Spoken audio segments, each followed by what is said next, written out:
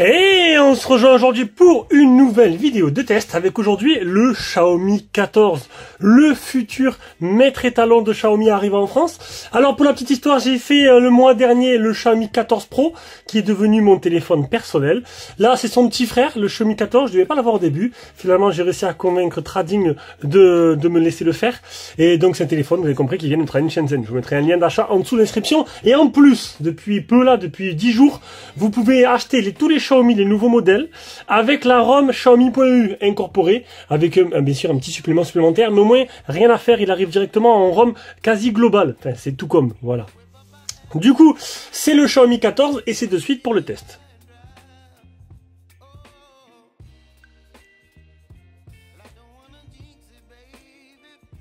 Donc, Xiaomi cette année, ils ont prévu de sortir le 14 normalement en France. Alors, je sais pas quand, j'ai pas de date, je suis pas en contact avec Xiaomi. Par contre, ce que je peux vous dire, c'est que le 14 Pro n'est pas prévu. Du coup, il n'y aura pas du tout de 14 Pro prévu. C'est un peu dommage, mais ils avaient déjà fait ça avec le Mi 11. Le Mi 11 était sorti, le Mi 11 Pro que j'avais eu en modèle chinois, que j'avais mis la globale dedans, n'était pas sorti et l'Ultra était sorti. Bon, maintenant vous le savez, le marché français n'est plus trop la priorité de beaucoup de constructeurs et on risque de devoir se porter vers le marché chinois si on veut avoir un téléphone accessible, parce qu'en France ça devient du n'importe quoi les tarifs. Je pense que vous êtes tous d'accord avec moi. Pour ce Xiaomi 14 de Chine, sur Trading, c'est 600, le modèle de base, je crois, 637 €. Je l'ai montré dans le déballage. Ça a un peu bougé les prix, peut-être depuis le déballage. Ils ont tendance à baisser petit à petit. Et du coup, c'est un modèle en France qui sera, à mon avis, 999 €, comme à chaque année, on va dire. Le modèle Pro était à 1003, le 1500, le modèle d'Ultra. Oui, on cherche un téléphone et en fait, on va nous vendre un... C'est un truc de dingue. Vous imaginez, vous vous rendez pas compte. Pour ceux qui mettent 1500 € dans un téléphone, vous savez ce que c'est 1500 €? Un téléphone, oh, ça sert à téléphoner, tu prends 3 photos avec, et c'est tout. Alors, mis à part si tu as une utilisation vraiment spéciale, franchement, je trouve que on est dans l'abus total. Voilà, c'est mon avis. Heureusement qu'on peut acheter de Chine, qu'on peut faire importer.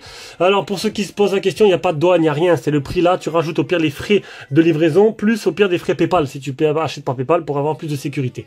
Bon, passons. Après, chacun fait ce qu'il veut en fait. Allez, on commence de suite. Caractéristiques. Donc 71,5 sur 152,8 sur 8,3 mm d'épaisseur pour un poids de 193 grammes. 89% ce que prend l'écran par rapport à la surface totale du téléphone.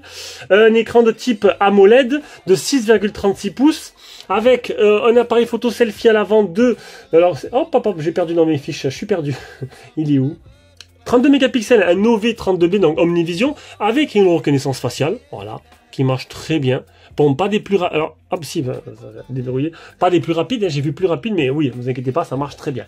Le téléphone existe en plusieurs couleurs, noir, blanc, rose et vert, donc moi c'était le modèle blanc.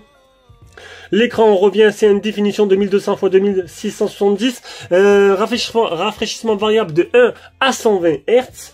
Moi, le test a été fait en mode automatique, voilà, de 1 à 120. 3000 CD pour la Musée Max. Alors là, c'est à fond, c'est à 1002. Voilà, si tu veux l'avoir à monter, outrepasser ça, il faut être en plein soleil en fait. Il faut vraiment être en plein soleil. Là, voilà, c'est tout. Et encore en le mettant devant la lampe, il se passe pas grand chose. C'est vraiment dans des conditions spéciales. Et il est protégé par un film. Alors, si c'est comme mon 14 Pro, alors le 14 Pro qui est là, alors le film qui est dessus, il est déjà tout rayé. C'est pas de l'hydrogel, c'est un film moisi. J'ai commandé, là j'ai reçu les protections arrière, j'ai commandé sur AliExpress, les hydrogels et même des verres trempés à exprès incurvés. Parce que le film d'origine, il est vraiment dégueulasse. Voilà, il va se rayer en deux. Pensez à acheter directement des hydrogels, c'est la folie. Et en plus de ça, il est protégé par un Gorilla Glass Victus. Ensuite, en dessous, tu auras un haut-parleur avec le type C, un double nano SIM. Alors haut-parleur en haut et... sur la tranche ici, donc haut-parleur certifié Dolby Atmos. Le tout animé par le Snap 8 génération 3, le dernier avec l'Adreno 750. Sur le côté gauche, tu auras rien, au-dessus tu auras rien. Ah, d'habitude il y a un port IRC. Là, il n'y a rien du tout. Sur le côté droit, tu auras le bouton power, bouton volume plus moins. Sous l'écran, tu as le capteur d'empreinte. Alors, hop, il est là. Vous l'avez vu? Hop, il est un peu bas, mais bon, ça va. Pour revenir au format, 6,3 pouces, je trouve ça un peu petit. Au début, alors c'est agréable. C'est agréable. Il y en a qui vont préférer les grands, les petits téléphones. C'est bien que Xiaomi sorte un 6,36 et un 6, presque 8,7 avec le Pro. C'est un format agréable, mais je suis plus pour le 6,5 de mon Oppo. Parce que là, actuellement, du coup, j'ai du 6,3, j'ai mon Oppo qui fait 6,5 et mon Mi 11 qui fait 6,7. Donc du coup, je peux comparer et je peux vous dire que le form factor idéal, c'est 6,5 pour moi. Personnellement, c'est mon avis à moi. On passe à l'arrière. Alors, coque arrière, rien d'exceptionnel. C'est du classique, c'est tout blanc. Voilà, tout blanc. Ça a l'air d'être du plastique en plus à l'arrière ou du verre, je sais pas exactement. On a le bloc photo. Voilà, donc toujours le partenariat avec Leica. Ça fait une grosse plaque de cuisson. C'est vraiment du sobre. Le design, alors il y en a qui vont dire non. Le design, il est pas, alors c'est pas pompé sur la pomme, mais c'est très inspiré. Et du coup, c'est vrai que j'aime bien. Voilà, j'aime bien, ça change. Comme vous avez pu voir avec le Vivo, c'est toujours les mêmes designs. Voilà, qu'on a vu et revu sur tous les téléphones. C'est incurvé sur le côté, t'as le bouton là, t'as le trou ici, et voilà. Là, ils ont innové. Donc là, c'est un écran plat. Le modèle 14, c'est tout plat. Alors, il y en a qui vont aimer. Alors, le 14 Pro, c'est, je vous l'avais montré, vous avez vu le test, hein, c'est incurvé mais léger. C'est du 2,5D, vous avez rappelé pas à l'ancienne. Mais ça avait vraiment un effet magnifique. Hein. Incurvé des quatre côtés, pas autant que le Mi 11. Alors le Mi 11, je vais vous sortir tous les téléphones du coup. Le Mi 11 qui était incurvé des quatre côtés, franchement je trouve que c'est le plus beau téléphone. Hein, le Mi 11, regardez-moi ça, c'est une beauté fatale. Je l'adore actuellement, c'est une tuerie ce téléphone. Mais bon. Donc voilà. Hop, on revient à mon 14 qui est un peu le sujet de la vidéo. Donc, j'en étais où? Sur le design, que j'aime bien. On continue les caractéristiques, donc appareil photo, 50 mégapixels, on levé 50H, ouverture 1.6. Alors là, il n'y a pas d'ouverture variable, comme sur le 14 Pro. C'est voilà, simple. Un grand angle 50 mégapixels Samsung, ouverture 2.2. Un téléobjectif qui fait macro, 50 mégapixels Samsung. Le tout, je l'ai dit, donc ça c'est non, je me suis revenu en arrière. Les bandes, alors, sur les bandes 5G, il est full 5G, vous avez un forfait 5G, pas de problème, j'ai été tout le temps en 5G. Si vous avez qu'un forfait 4G, c'est 3 bandes sur 5, voilà, 3 antennes sur 6 qui captent. Donc du coup, vous aurez la 4G sur 3 antennes. Vous aurez quasiment la 4G partout, mis à part, je vais pas vous mentir, si vous êtes en pleine montagne ou en pleine campagne, et que la seule antenne qui est dans votre village, de 50 habitants, c'est une antenne qui n'a pas. Du coup, vous aurez pas. Voilà, vous aurez la H+. Donc bon, on peut pas tout avoir non plus. Mais bon, vu que la 5G, c'est l'avenir, et la 6G arrive, on va plus voir en arrière. C'est comme le passage de la 3G à la 4G. Il faut avancer un peu. Hein. Le Bluetooth 5.4, la batterie 4610, charge rapide 90 watts, recharge inversée 10 watts et recharge sans fil 50 watts. Donc on va rapidement passer sur l'écran, il n'y a rien à dire, hein. C'est du haut de gamme, c'est du AMOLED, c'est du 120 Hz, c'est protégé par un Gorilla Glass Victus, même si l'écran qui est fourni avec il est dégueulasse, enfin l'écran de protection, hein, le film qu'il y a dessus. Les couleurs sont très belles, c'est très agréable à utiliser et c'est un écran plat de 6,3 pouces. Et il a 10 touches. Allez, on passe à la partie logicielle. Donc la grande nouveauté, c'est HyperOS. Alors en gros, HyperOS, c'est quoi? C'est une refonte de la surcouche MUI, un changement de nom et on repart sur de bonnes bases. Alors honnêtement, c'est kiff-kiff. Hein. C'est pareil, c'est la même chose. C'est la même chose, il y a quelques petites améliorations, donc il y a des trucs sympas dans les paramètres que je vais vous montrer. Genre je vais te montrer. Voilà. Le plus gros truc qui va faire plaisir à tout le monde, que vous avez pu voir avec le 14 Pro, c'est l'arrivée du français sur la ROM chinoise. Alors là, à peu près, je dirais à peu près 60% de français. Voilà, c'est pas énorme, mais peut-être qu'avec le temps, alors comment vous montrer la calculatrice? Voilà, la calculatrice. Toutes les applications internes, en fait, alors déjà, vous pouvez tout supprimer, comme chez Vivo. Donc, tout ce qui est en chinois, il n'y a plus rien. Je parle des applications, et tu resteras des paramètres, quelques paramètres en chinois, comme l'intelligence, le truc là, de chez Xiaomi, je sais plus comment il s'appelle. Bon, passons. La calculatrice, la boussole, toutes les applications internes sont en français. Hop, l'heure, l'horloge, voilà, minuteur, chronomètre, horloge, alarme, ça c'est passé au français, et ainsi que de suite, je vais vous montrer les captures d'écran de suite. Donc, l'interface, elle est très fluide, elle tourne très bien, elle est belle, elle est optimisée, elle est jolie, là-dessus, il n'y a rien à dire. Franchement, ils ont fait du bien, et en plus, le vu qu'il y a le français, mais ça te permet, si tu veux, de le garder en ROM chinoise, comme moi je vais faire, et je vais pas le mettre en ROM Xiaomi.eu pour l'instant. Du coup, on passe aux captures d'écran. Le SafetyNet, il est passé. Il est bien certifié, tu auras bien Netflix en HD. Les Geekbench, le premier, le deuxième. Le PC Mark, le Antutu. qui plafonne avec les 2 millions. Le test de chauffe, comme d'hab, sur ce genre de processeur, ça arrive pas à son terme. Alors ça, c'est toutes les petites options. Alors, il y a plein de captures d'écran. Vous allez voir qu'il y a beaucoup de français. Hein. Je vous laisse voir. Je vais pas dire à chaque fois, ah, il y a du français. Vous verrez bien par vous-même. Donc ça, c'est l'IA de Xiaomi, on s'en fout, donc c'est pas pour nous. Prendre une capture d'écran partielle, carte de transport Mi-Pay, carte d'accès, lancer l'appareil photo, l'allumer la torche, là, tout de français depuis tout à l'heure. Appuyer derrière pour activer des applications ou des actions, l'assistant tactile, le mode une main, l'enregistreur d'écran, des options pour la caméra frontale, le petit volet de notification derrière, le petit volet où on peut mettre des applications sur le côté, l'extension de mémoire, le mode enfant, un mode kids, un mode entreprise, la charge rapide. Alors au début c'est une charge normale, hein, rapide, mais tu peux la faire plus rapide. Moi je touche pas, ça fait chauffer, ça accélère la vieillissement de la batterie. Le mode reverse, recharge inversée. Le mode nuit avec quelques petites options. Le mode couleur d'écran, donc moi j'ai mis en mode vif. L'anti-scintillement. Le mode lecture. Le taux d'actualisation, donc moi c'est ou par défaut ou personnalisé, tu mets ou 60 ou 120. Pas de choix de 90. Les petites options supplémentaires, donc super résolution, tout ça, ça va augmenter la batterie, la consommation. L'image, l'amélioration de l'image par IA, l'amélioration de l'HDR par l'IA, le MEMC, donc ça c'est Additional Frame to Video, voilà c'est ça. L'écran d'accueil, donc mode simplifié avec tiroir ou classique, système de navigation bouton ou gesture. Alors le mode poche, tu le lèves, il te regarde, il se réveille, il se déverrouille, le double tap pour l'éteindre pour l'allumer, le mode carrousel pour les fonds d'écran, et le mode poche est là. Donc ça c'est dédicace, c'est qu'il repère que tu regardes l'écran et il reste allumé.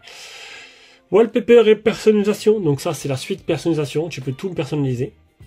Et on arrive à l'autonomie, 4610 de batterie, ça donne quoi? Alors sur une journée type de 13 heures, j'ai utilisé le téléphone 3h12 écran allumé avec 8 minutes d'appel et j'ai utilisé 65%, il m'a resté 35. En gros, c'est une journée écart. Voilà. Faudra le recharger tous les soirs, il fera pas 2 jours, ça c'est sûr. Et le GPS, 3 mètres de marge, 32 satellites fixés sur 61. On passe à l'appareil photo. Donc, c'est de l'omnivision en principal, comme sur le 14 Pro.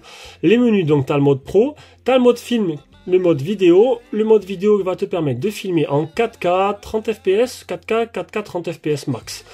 Après, tu as le mode photo, mode portrait, mode document. Le mode plus, nuit, 50 mégapixels, panorama, court-métrage, ralenti, accéléré, autofocus, filigrane, exposition, super lune et mode de réalisateur. Voilà. En sachant que tac, tu cliques là, tu as aussi les aspects, donc Leica authentique, Leica vibrant. Alors Leica vibrant, c'est plus coloré que Leica authentique, qui est plus fade. Le ratio d'écran, donc plein 9/16e, 3/4 et 1/1. Et les paramètres qui sont quand même tout en français aussi. Voilà, que je vous montre petit à petit, vous avez qu'à ralentir la vidéo si vous voulez voir un peu les paramètres de l'appareil photo. Il y en a pas mal. Voilà, ça c'est fait. Allez maintenant, comme d'habitude, je vous mets toutes les photos que j'ai prises dans un lien Google Drive en dessous dans la description qui vous permettra de les voir en taille réelle. Et sinon, ben, je les mets de suite. Et on revient pour le bilan.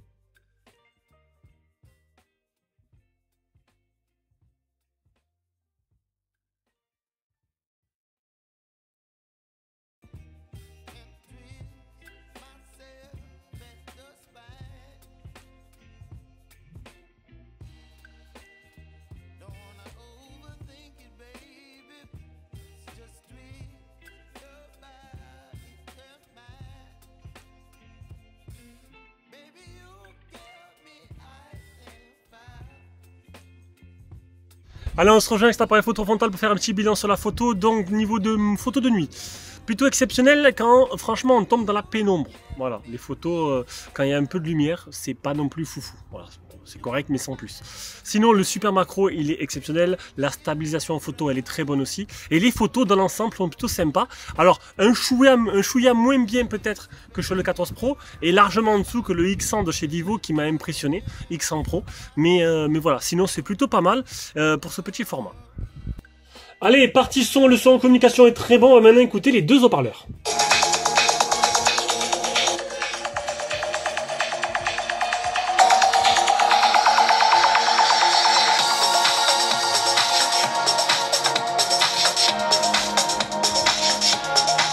Bon, c'est un son plutôt correct, hein, je m'y attendais. Là-dessus, rien à dire. On arrive à la conclusion. Ben, la conclusion, tout simplement, qu'est-ce que ça donne? Alors, ce Xiaomi 14, un petit format que j'ai bien aimé. Je me suis demandé lequel j'allais garder entre lui et son grand frère. Déjà, le Vivo, je l'ai pas gardé parce que je trouve que c'est plutôt du classique. Même si la photo, elle est merveilleuse. Je prends 3 photos par mois, donc... c'est pas ça qui va me faire choisir. Moi, je suis plus dans le design, dans l'ergonomie, dans la prise en main. Voilà. Très bonne prise en main pour ce téléphone. Mais c'est vrai que c'est un peu petit. Du coup, pour l'instant, je vais garder le 14 Pro. Sur ce, je vous fais des gros bisous. On se rejoint pour une prochaine vidéo. Ciao, ciao.